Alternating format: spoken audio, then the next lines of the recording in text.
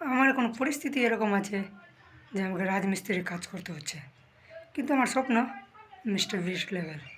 কিন্তু আমি জানি হয়তো এটা টাইম লাগবে, মেবি 10 বছর বা তার বেশি, 15 বা 20 বছর। কিন্তু একটা জিনিস কি, লেগেই থাকবো আমি, হার মানব না। কারণ আমার কাছে হারানোর কিচ্ছু নাই, তা আমি হার মেনে বসে থাকতে পারবো না। হয়তো সফল হতেও পারি, নাও হতে পারি, কিন্তু একটা জিনিস কি, পর থেকে যেন আমাকে ভবিষ্যতে আমি যেন এটা না মাথায় আসে যে আমি রিগ্রেট না করি কি সেই সময় যদি শুরু করতাম। এই চিন্তা নিয়ে শুধু আমি এখন এগিয়ে যাচ্ছি। হ্যাঁ, ধীরে ধীরে একটু একটু করে এগোচ্ছি, কিন্তু কি, কাজ করে যাচ্ছি নিজের প্রতি।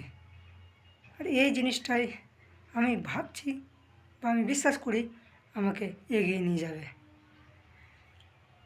সো পরিস্থিতি এখন যেরকমই থাকুক, কাজ করতেই হবে।